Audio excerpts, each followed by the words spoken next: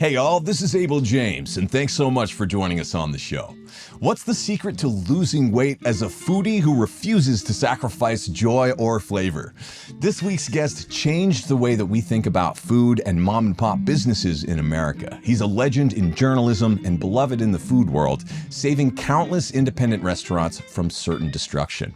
As the creator of the beloved TV show Diners, Drive-Ins, and Dives, and many others, to producer of Good Morning America and Network News, to author of Food Americana, two-time Emmy Award winner David Page has covered some serious ground in his 50-plus year career. I think you're really going to enjoy this episode. Quick plug before we get to the interview, please make sure that you're subscribed to The Abel James Show wherever you get your podcasts. For the latest updates and goings-on in Austin, Texas, and beyond, be sure to sign up for my newsletter at abeljames.com. You can also join my Substack at abeljames.substack.com to comment on posts, get ad-free versions of this show, and also shoot me a DM.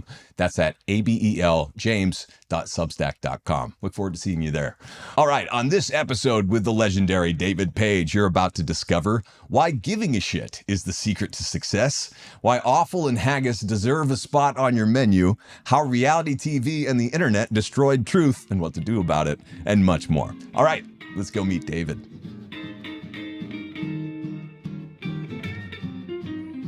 Welcome back, folks. Two-time Emmy winner David Page changed the world of food television by creating, developing, and executive producing the groundbreaking show Diners, Drive-Ins, and Dives.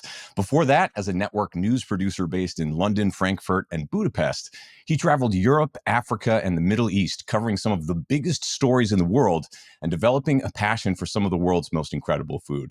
David is also author of the delightful book Food Americana, where he explores the world of burgers, barbecue, ice cream, and other American favorites. Thanks so much for joining us today, David. It's an honor to have you here. Well, thanks so much for having me.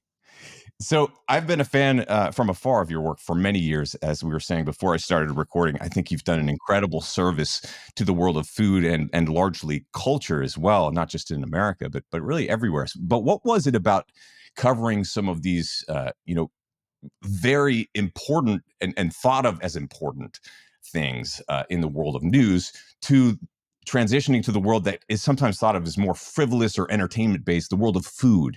But as you mentioned in your work, it's really a gateway to culture. So how did you make that transition? Well, several questions in there. Number one, storytelling is storytelling.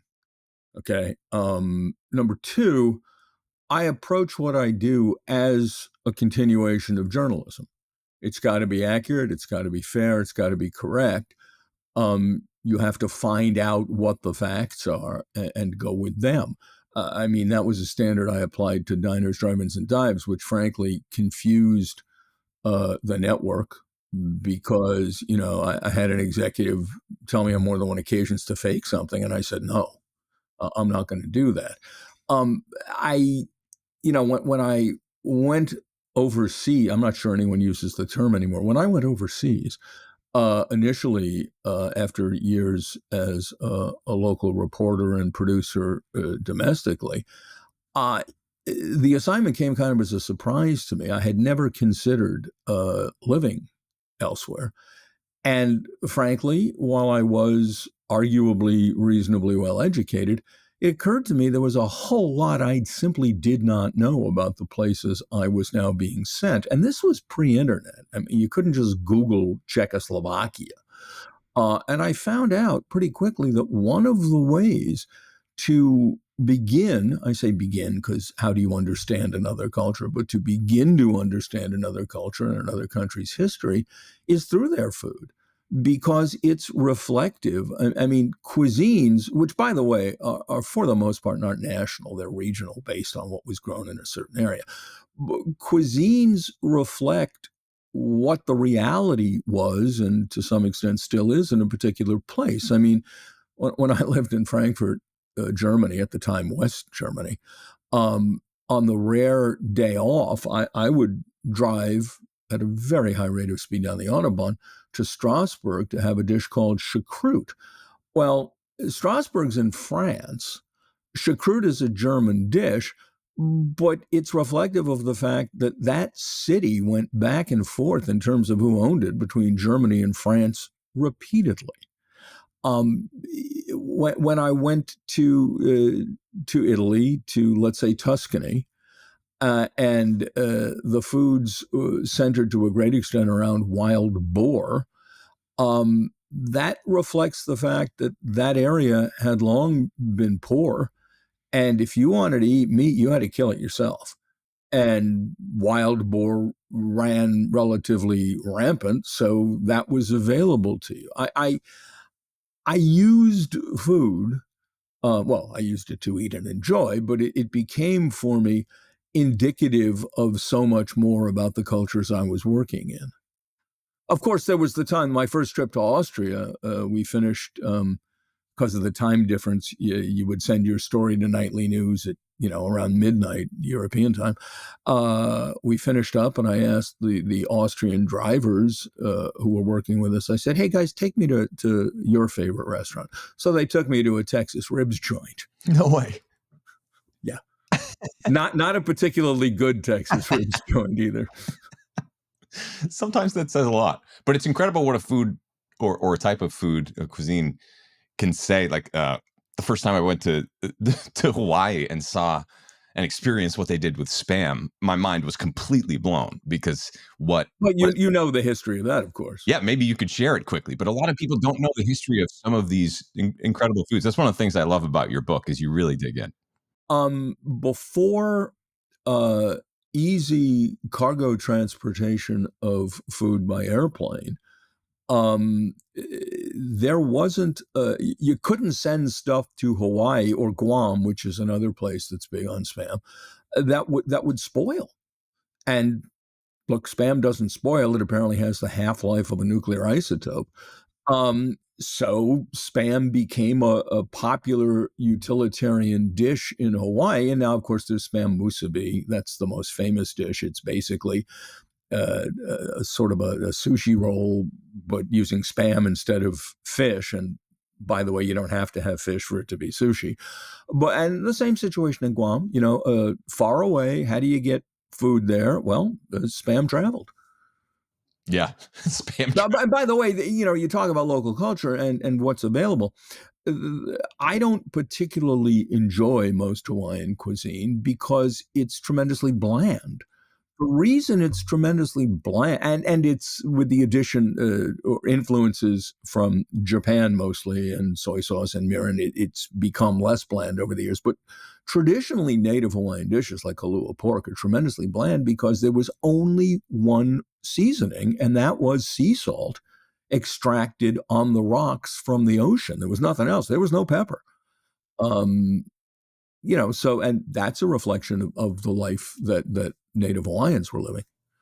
And speaking of bland, I mean, especially as Westerners, modern Westerners, we don't eat ancestrally as much as other cultures might, with these traditions of eating kind of foods that would be considered strange. Stinky fermented fish. What were some that stuck out to you in your travels? Well, look, the whole category of offal, the whole category of eating the whole animal has always fascinated me because we're one of the few cultures that doesn't. And to some extent, I think that reflects the fact that certainly post World War II, we went through a very lengthy period of time of thinking that we were, as a society, really well off. Now, those generalizations applied only to white people, which is a whole other discussion. I mean, black veterans didn't qualify for the GI Bill, for Christ's sake. But so we're big to throw stuff out.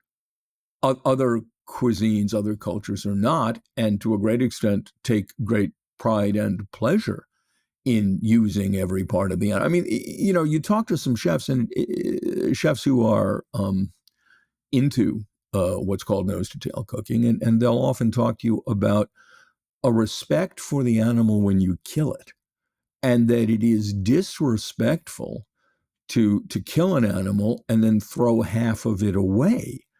Also, look, the eating of offal, it was, for the most part, traditionally, it was not ever considered in most cultures a different class of food. It was just something you did with the food. And you'll also see that the poorer the culture or the poorer the section of the culture, the more inventive they would get in using all parts of the animal. I mean, I'm New York Jewish. I love a dish called kishka, which, having to watch my weight and keep diabetes at bay, I don't get to eat very often. But basically, it is an intestine stuffed with a combination of fat, spices, and grains. Well, that's no different than haggis in Scottish culture. And I'm sure I could come up with 30 or 40 other similar dishes, which were created to provide the most calories for the lowest investment for people before they went out to till their fields in the morning. And by the way, it may sound disgusting to you, but there's nothing better than haggis. Bizarrely enough, when I was working out of the NBC London bureau, and I, for a time, was the producer assigned to the Northern Ireland beat at the time of the Troubles, as they called it, serious sectarian violence. I would fly from Gatwick Airport to Belfast, Northern Ireland on, I think it was a Northern Irish airline at 6 in the morning. And for some reason, breakfast was a Scottish dish. Remember when airlines serve food? For some reason, the little thing that they would put on your tray table was haggis. And I loved it. Now, there are many who consider me nuts, but I absolutely, I loved it. It's one of those things where it's off-putting at first. There are smells that we don't recognize and certainly wouldn't associate with things that taste good. But once you do taste something like that, especially a few times, it seems like your brain, your smells line up with the rest of your system, and it kind of gets that memo that, oh, I do like this. Also, let's face it, there are many foods that serve as a flavor delivery system that by themselves don't offer very much, and are prized either because of the flavors you add to them or because of texture. One of the things we as Americans don't get into is texture. Um, Chinese cuisines, with an S, because China's a huge country with multiple cuisines, but Chinese cuisines tend to prize texture. My wife, daughter, and I were in Hong Kong uh, for the Olympic Games. I wasn't working back when the games were in Beijing.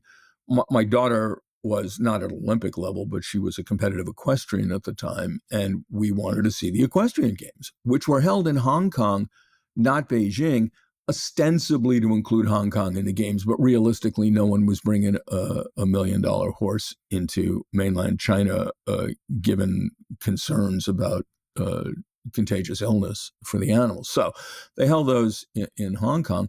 And I managed to convince the concierge at our hotel that I really wanted to eat a meal like a local.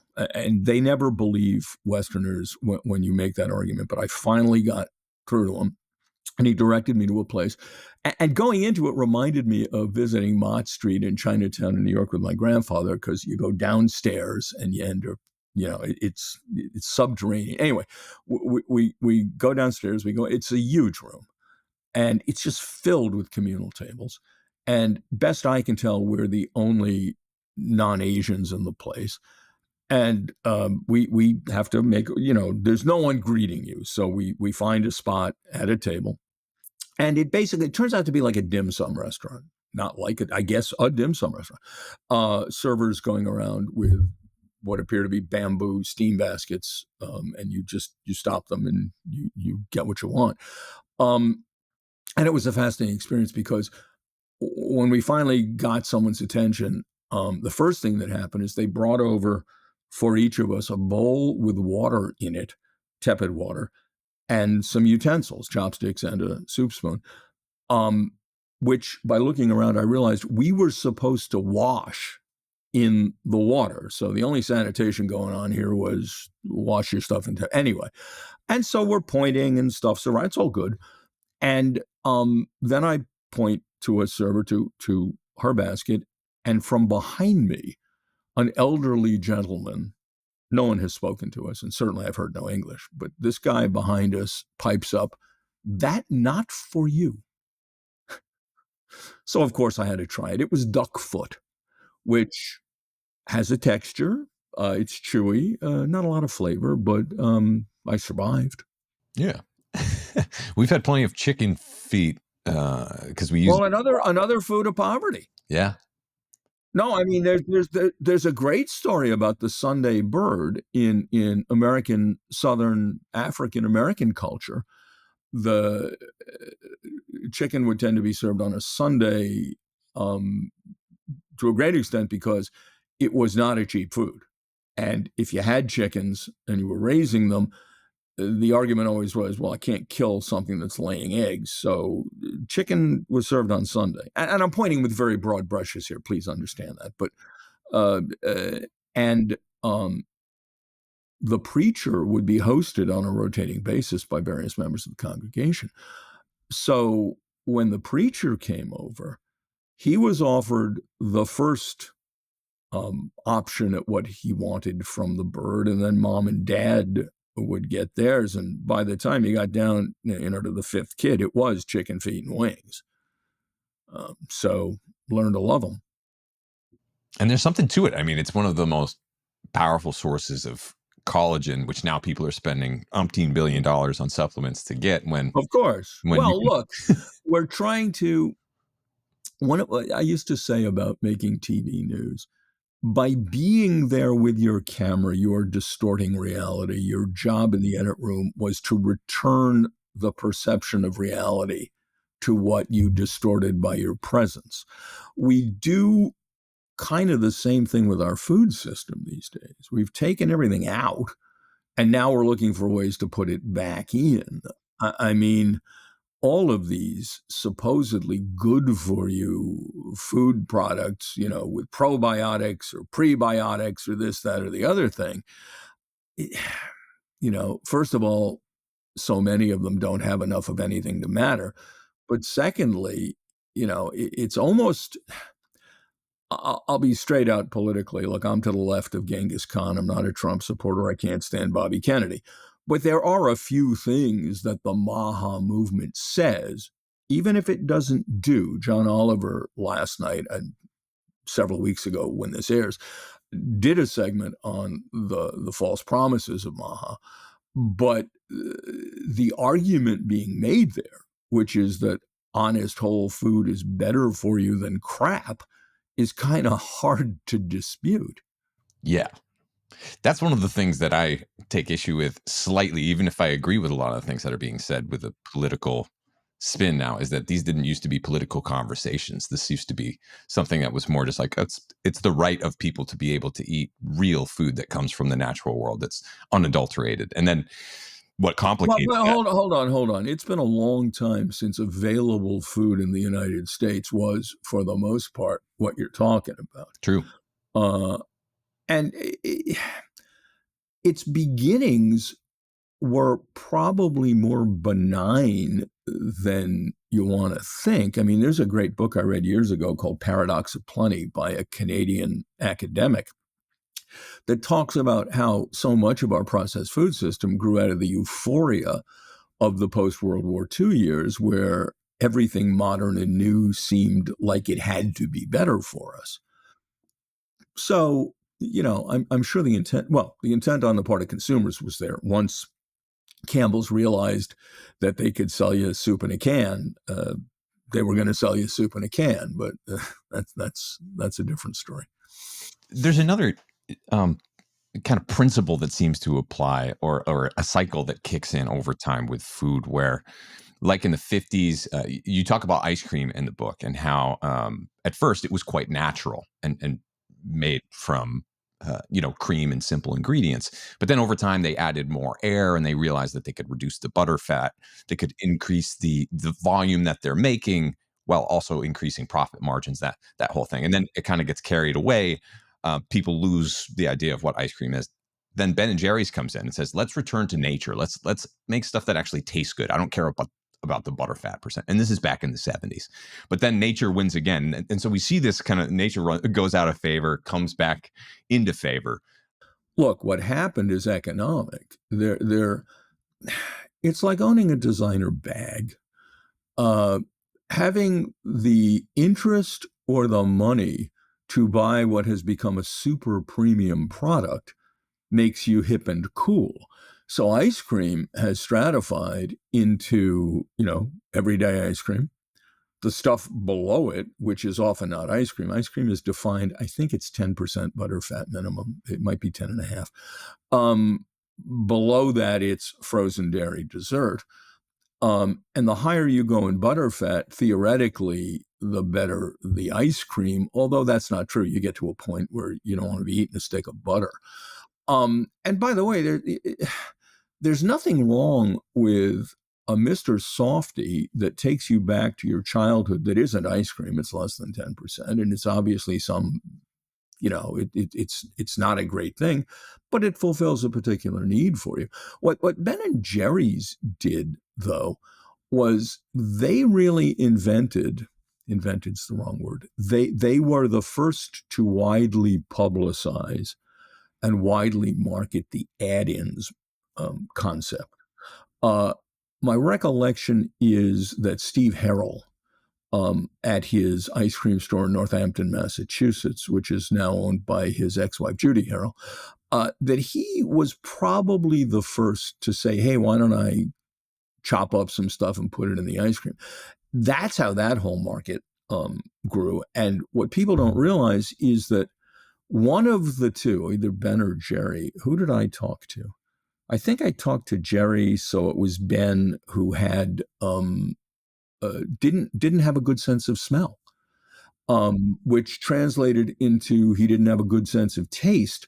So they over flavored things to his satisfaction, which is why Ben and Jerry's became such an explosion of flavors.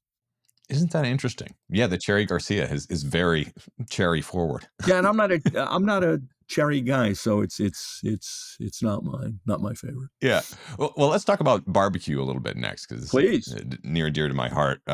Being in Central Texas, you talk about Franklin's Barbecue and how that kind of took off around 2009. I moved here in 2008, so I was here witnessing that and standing in the long lines back then as well. What was that phenomenon in barbecue, and where has it taken us? Well, let me admit one thing. I've never eaten at Franklin's. So I will assume that it's as wonderful as they say. He hit at the right moment when what I discussed with super premium ice cream began really to explode, which is, I'm hip and cool if I know the hippest, coolest food item.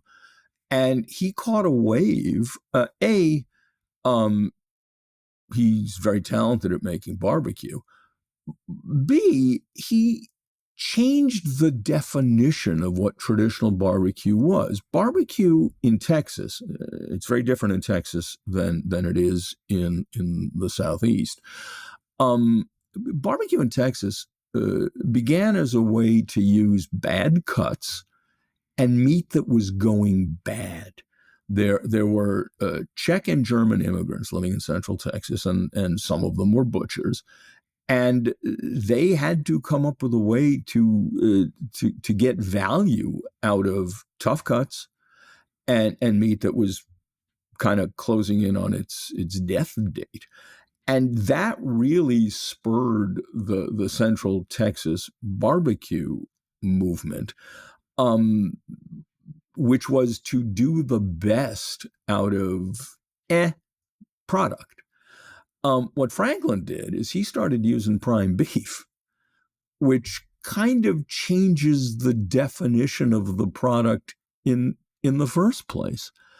And okay, that's fine. Although barbecue in Austin is now, $36-40 a pound Oh for yeah. brisket. Yeah, okay.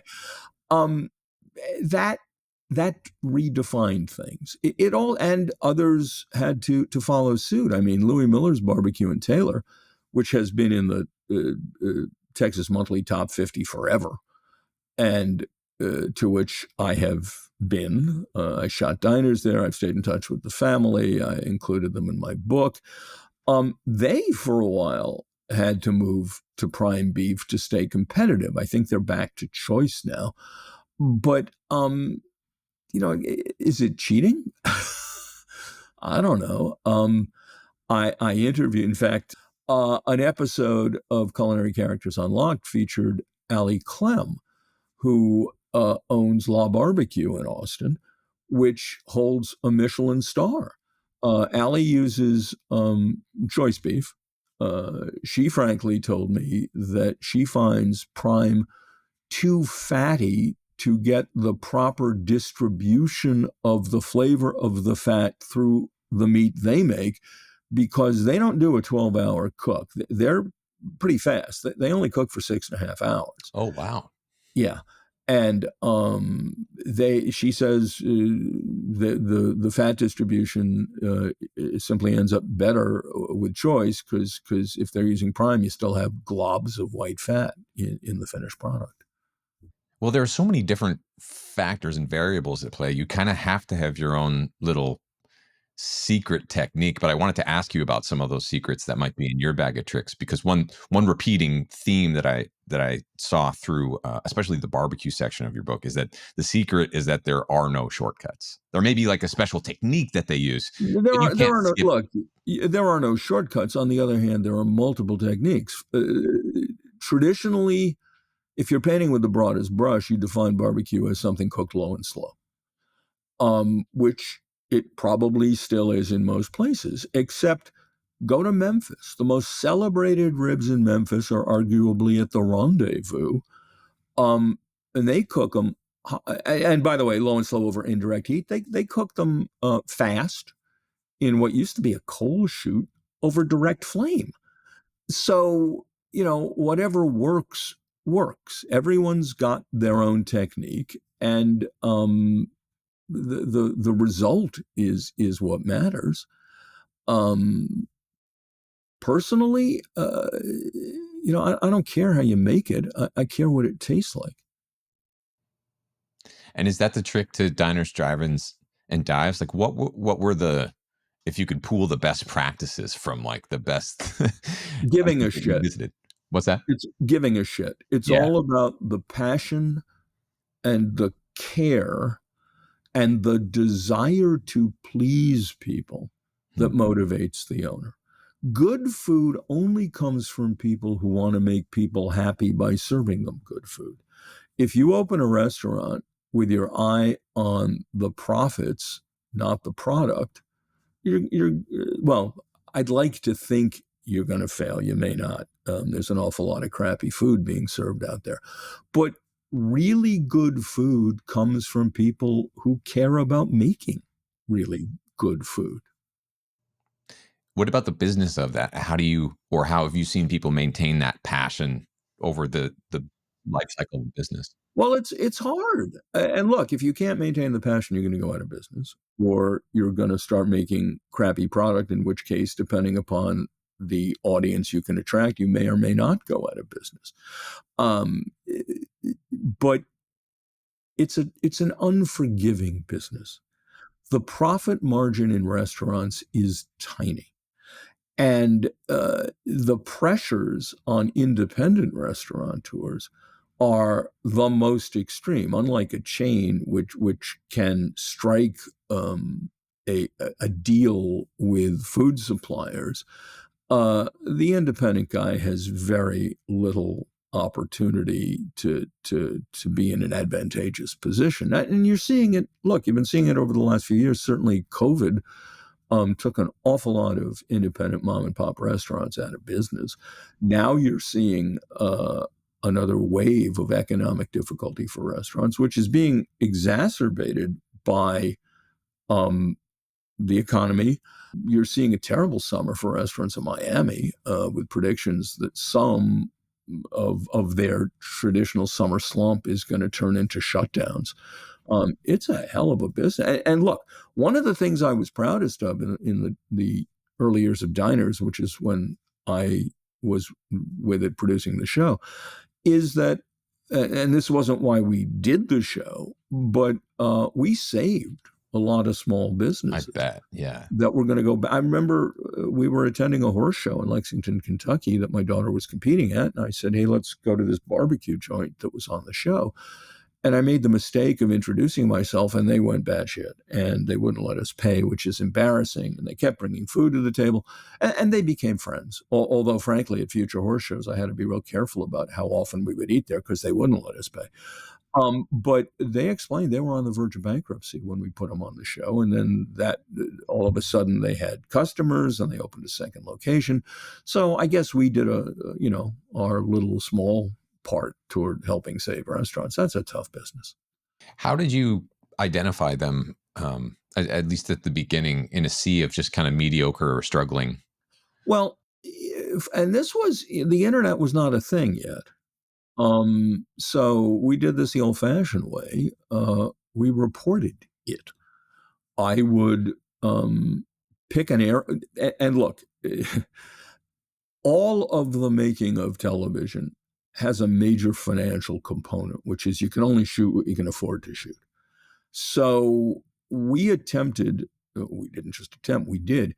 Every time we went out to shoot, I looked for a place that gave us access to multiple locations, multiple places, so that for the cost of one set of travel expenses, I could produce segments that would appear in multiple shows and show us going everywhere. Okay, cool. So, I was better off picking Louisville, Kentucky, because it also gave me Cincinnati, Ohio, that sort of thing.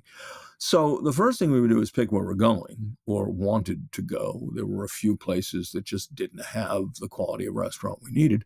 Then I would have my people start making phone calls. We would call the local food critics in both the newspaper and especially the city and regional magazines, and especially the alternative newspapers that existed, and get recommendations. If we knew anybody who lived in a particular place, we talked to them. Then we would talk to the owners of these restaurants and we would interrogate them mercilessly. If you owned look, I live in a tourist area on the Jersey Shore. There's a very famous pancake joint here that I would not put on the show because when we dug into it, it turns out they're buying a boxed pancake mix. If you're going to be on my show for making pancakes, you better be what Mickey's Diner was in St. Paul, and they've since closed, but they made their mix from scratch. Okay, now you can be on the show as a pancake making place.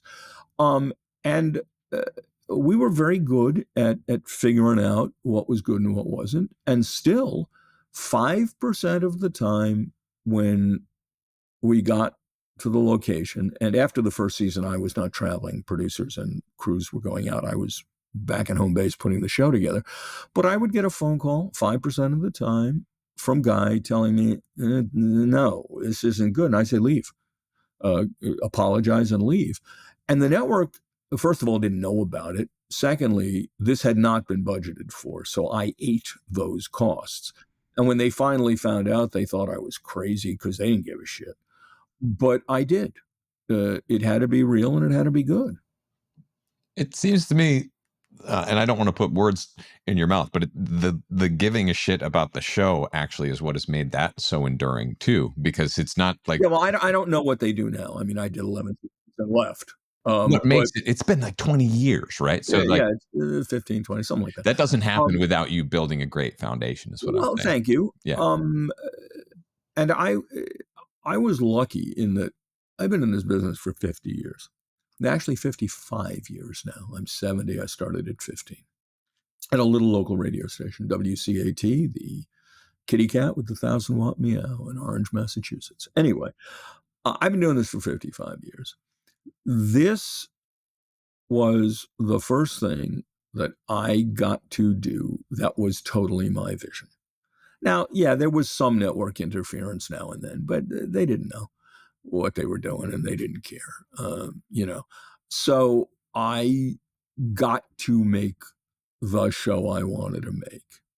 And then I left for reasons not to be gone into here legally. But, when you can't do things the way you want to do them, you have choices to make. Anyway, Um, so for me, it was an opportunity to leave it all on the table. And I was very proud that we did that. Look, I held the scripts to the same standard I held the scripts to when I was the senior investigative producer at 2020 in charge of investigations. I mean, it had to be true. It had to be provable. It had to be a fact. And again, the network thought I was crazy, but that's okay. It was my show. Where do you see that approach now, like the obsession with finding the actual truth and doing the work and the investigation, when, as you say, like the networks or the social media companies these days don't care about that? They would much Well, prefer look, the this clickbait. is a much broader conversation, but I think the quality of most journalism, most storytelling in the country has gone into the toilet. Um, Not because, in many cases, of a conspiracy, just because, well, a number of factors have come into play. A, look, every major media outlet is owned by a massive corporation, and their concern is money. Um, Even, and by the way, there are some journalistic organizations, in my view, that are doing a hell of a job in fighting the good fight. The New York Times. And despite being owned by Rupert Murdoch, the Wall Street Journal, which he keeps around as his prestige property. But the Times is able to do that only because under Robert Thompson, who was the publisher and now runs CNN less effectively, he came up with a way to monetize the Times by embracing what's online, by embracing verticals of particular content, by embracing saleable items like sports content through The Athletic, so that the Times is financially healthy. Secondarily, this is going to sound pompous, but I came of age. My influences to get into journalism were literally Woodward, Bernstein, and Watergate. It was a different time. So there was a real motivation to do this kind of work. And there was an understanding that there was a hierarchy, that you started out at WCAT in Orange, Massachusetts, and then you worked your way up step by step through local journalism.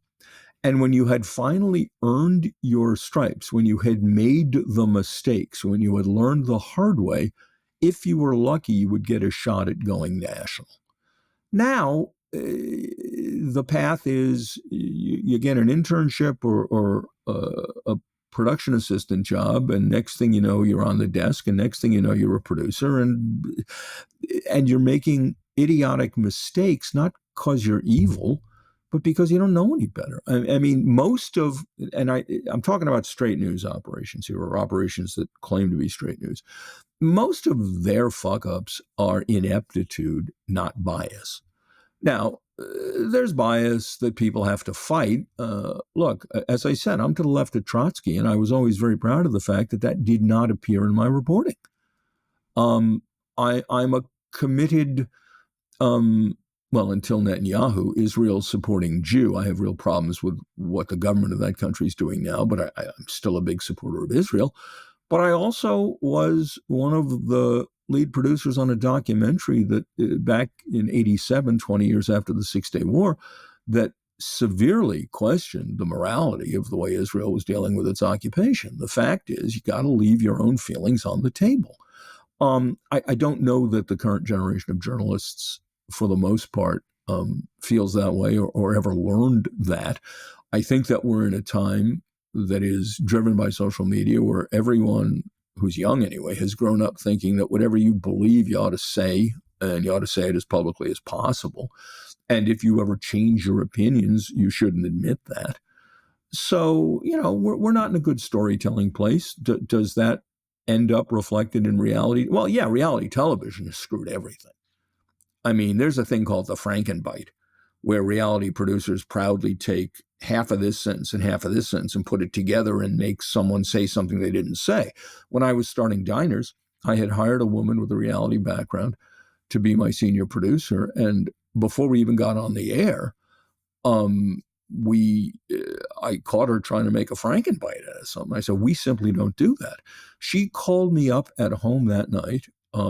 obviously after many drinks, and raged on about how stupid I was and how I didn't have a clue. And I told her I accept her resignation. She called the next day to try to retract it, but I'm not. Someone like that's not going to work for me on a show that is supposedly factual. But no, reality has been a death knell to so much of storytelling and to so much of the public's perception about whether or not to believe what they see. Which, and by the way, believing what you see is now a whole other problem, because with AI, who the hell knows what you're seeing?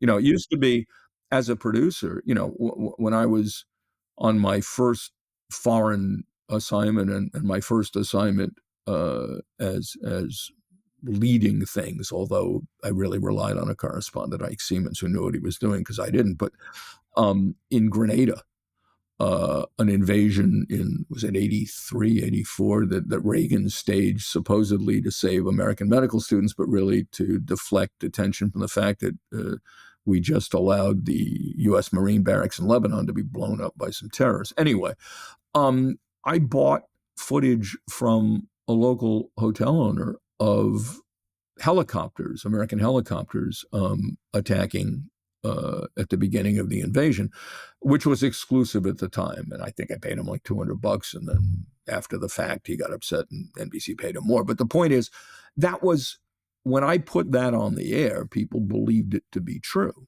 It was. But if someone put video up today of helicopters supposedly staging an attack, who the hell knows? It's interesting that the one bright light, beyond the few institutions that are still doing it well, and they've cut the money off to PBS, so they've got problems, is this thing called Substack, which is independent publishing. Basically, you get a website and you say what you want. I've got a Substack in conjunction with my podcast. And what you're seeing is, as journalists lose their jobs with traditional organizations, like Jim Acosta at CNN, whether you liked him or not, they're turning to Substack. They're not getting a job at another company. They're taking their own audience with them. Now, the danger of this is that you have to have your own audience. You can't just be a journeyman covering stuff, which means you have to make a name for yourself, which can lead to people only pursuing the more extreme positions and the more titillating stories.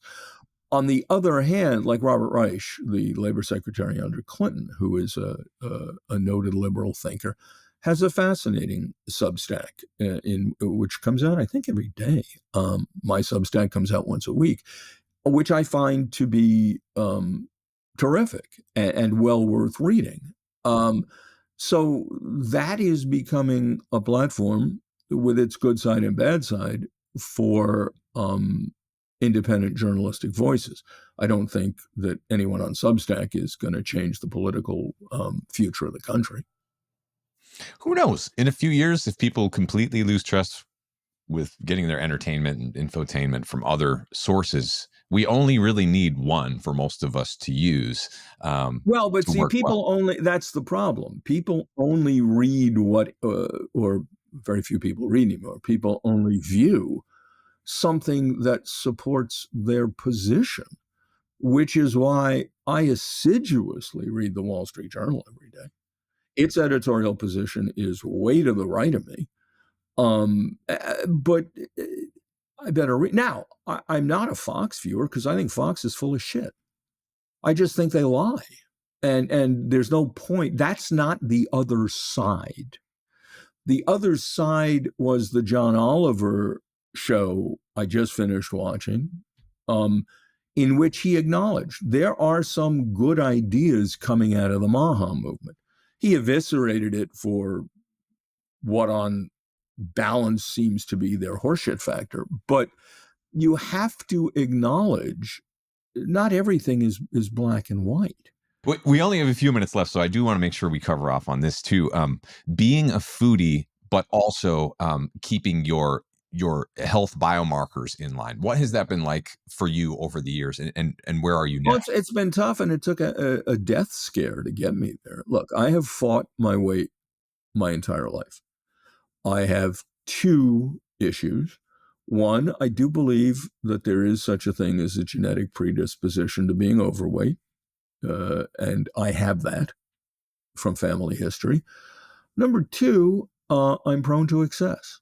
I just food was fun. So is booze. So I have fought this battle my whole life. There have been periods of time where I managed to be successful and then would backslide. It wasn't until my doctor said to me of my latest blood sugar readings, I give up. Your doctor said that? Yeah, she said, Oh, no. I give up. You're not listening to me. Now, she never gave me understandable or good advice about the issue, but the bottom line was I had been pre-diabetic. She never, because most doctors don't know, she never really explained the science of diabetes and what I could or couldn't eat, et cetera, et cetera. But she said, I give up. I'm sending you to an endocrinologist. I had, at that point, I'd spiked a blood sugar reading of 256 and an A1C of 8 something. So I went to an endocrinologist who specialized in diabetes, and she looped in a nutritionist who specialized in diabetes. And not to give away the end of the story, but my blood sugar is now 100 and my A1C is 5.3. So Incredible. But I finally got scared. And I'm not ashamed to say medication played a big part. I'm on Ozempic. Now, Ozempic is not a panacea. Ozempic will deal with appetite. It will not deal with all of the other reasons someone like me turns to food: boredom, emotion, excess. My initial use of Ozempic, coupled with a dietitian who put me on a very strict regimen, no calorie counting. You can have 2 meals a day and 2 snacks. The snack, you should eat around noon, then have a snack around 3, then eat around 6, have a snack around 9. There's a limited number of things you can have for a snack. There was a particular kind of chocolate-covered ice cream bar that was okay with him. And that was great. I lost a ton of weight because I had been ordered to be restrictive. When I got to the point where my weight was pretty well down, now I'm dealing with my emotions. Now I'm having to exercise self-control to not snack for no reason. The amount I eat anymore, my Ozempic works. I don't need massive meals. I still need meals. But what's happened is I'm back to calorie counting and have been for months because at this point, I'm not just relying on Ozempic to cut down my appetite and I have so much weight to lose that it's going to work. Now I'm a calorie counter again. Only now it really matters to me for 2 reasons. Number one, I'm feeling much better. And as I age, that matters. I'm 70. And number two, I don't want to die of diabetes. So that's a strong motivation. Yeah. And then what does the day-to-day look like in terms of exercising your own willpower or making the decision yay or nay, whether it's food or booze? Well, first of all, I've stopped drinking entirely because Oh, really? Okay. it's wasted calories. What's the fucking point? Totally. So that helps. Number two, as my endocrinologist said, you can cheat sometimes. So if on a given day I do exceed a calorie count, I don't kill myself, but I sure as hell watch the next day. And it's just it's constant awareness. You know, we had a day planned out of the house yesterday that was going to include lunch out. I looked at that menu and I figured out ahead of time what I could eat and what modifications I would need to make. It's like running a restaurant. You got to care. Thank God I finally care. Yeah.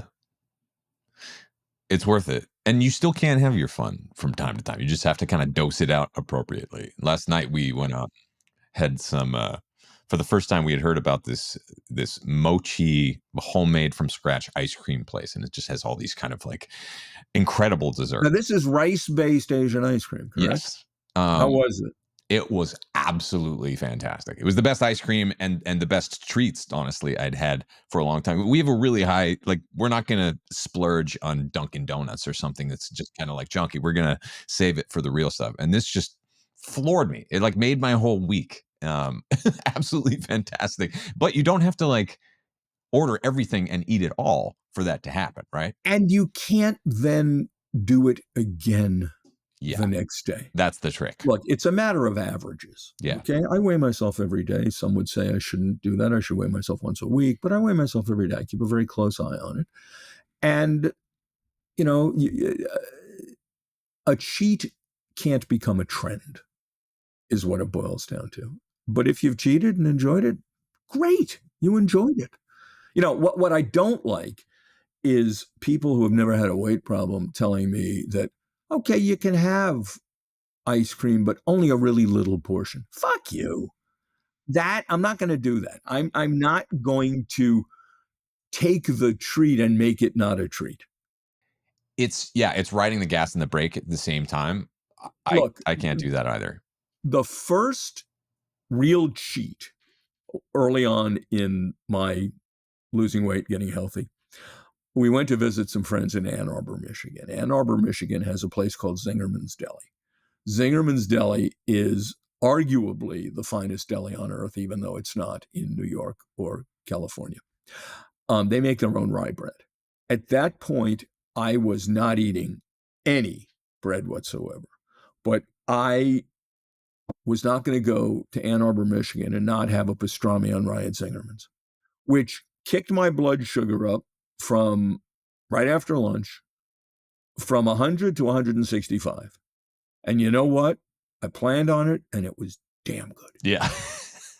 I mean, pastrami on rye is not something that you can just kind of sub in with a cucumber sandwich. Like, you can't. And you know what? The reason I say it may be the best deli in the country is because they make their own rye bread, and Katz's in New York doesn't, and they admit that they buy second-rate rye for price reasons. Mm-hmm. Once again, the giving a shit. It matters. David, this has been so much fun. What is the best place for people to find your work, your Substack, and your book? Well, go on Substack. It's Culinary Characters Unlocked. The podcast, please not just sign up at download because my ad rates depend on downloads. It's Culinary Characters Unlocked on Spotify, YouTube, Apple, any place you go. And the book, Food Americana, is available on Amazon. So go grab a copy. Fantastic. David, thank you for the work that you do in the world. Fantastic. Oh, that's so kind of you. Thank you very much. And thank you for inviting me on. It's been a pleasure. Hey, Abel here one more time. And if you believe in our mission to create a world where health is the norm, not sickness, here are a few things you can do to help keep this show coming your way. Click like, subscribe, and leave a quick review wherever you listen to or watch your podcasts. You can also subscribe to my new Substack channel for an ad-free version of this show in video and audio. That's at abeljames.substack.com. You can also find me on Twitter or X, YouTube, as well as Fountain FM, where you can leave a little crypto in the tip jar. And if you can think of someone you care about who might learn from or enjoy this show, please take a quick moment to share it with them. Thanks so much for listening, and we'll see you in the next episode.